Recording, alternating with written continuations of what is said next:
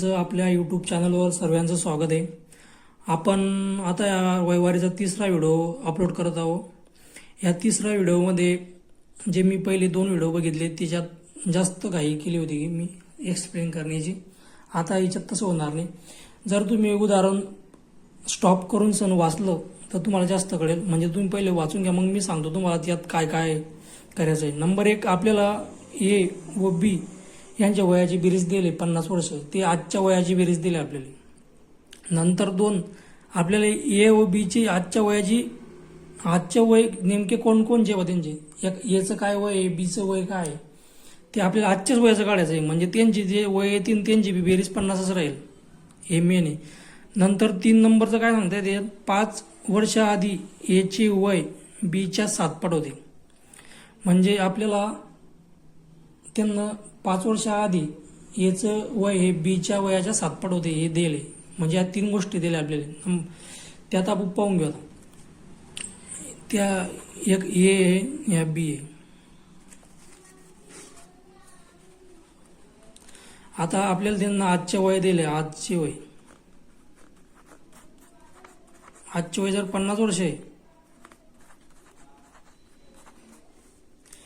तर 5 वर्षापूर्वी म्हणजे 5 वर्षापूर्वी म्हणजे मागील 5 वर्षापूर्वी ह्या ए मधून बी 5 आपल्याला मायनस करावे लागतील 5 वर्षापूर्वी. व या बी मधून बी आपल्याला 5 वर्षापूर्वी मायनस करावे लागतील. तर यांची बेरीज आपल्याला किती येईल, 40. 5 वर्षापूर्वी यांची वयाची बेरीज काय येईल, 40 वर्ष. आणि आजच्या वयाची बेरीज काय आहे, 50 वर्ष. तर तो आपल्याला काय म्हणतोय, 5 वर्षापूर्वी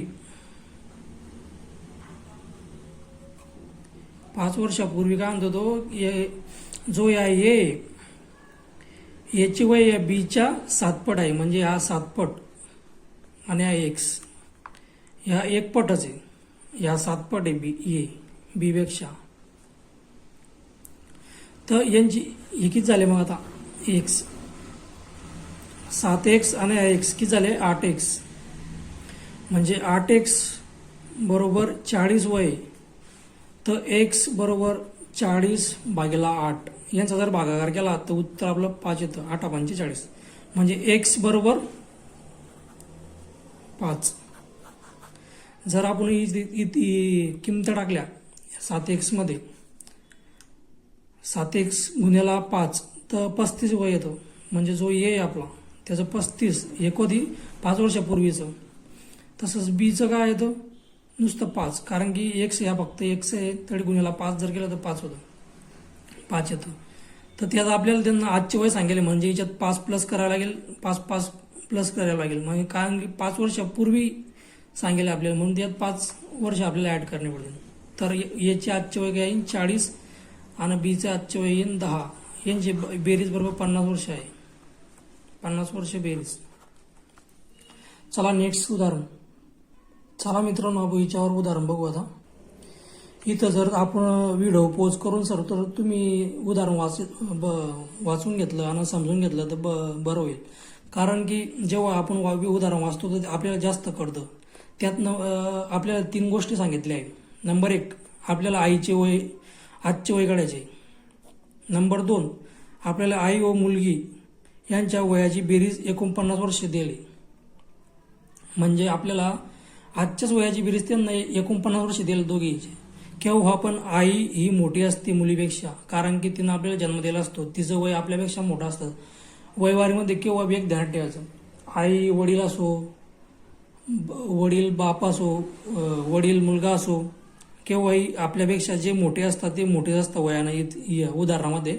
म्हणून केव्हा बी ध्यान ठेवायचं. नंबर 1, आपल्याला आईचे आजचे वय काढायचे. नंबर 2, आई व मुलगी यांच्या आजच्या वयाची बेरीज आपल्याला 49 वर्ष दिली. नंतर 3 नंबरची गोष्ट सांगेल त्यांना, 7 वर्षापूर्वी आईचे वय मुलीच्या वयाच्या 4 पट होते. ह्या आपल्याला 3 गोष्टी सांगितल्या त्यांना. तर चला आपण आपल्या आई आणि मुलगी आजच्या वयाची बेरीज काय आहे, 49 वर्ष. नंतर काय म्हणतात ते, आपल्याला ह्या 49 वर्ष त्यांचं आजचं वय. तर आई व मुलगी यांच्या 7 वर्षापूर्वी आईचे वय मुलीच्या वयाच्या 4 पट होते.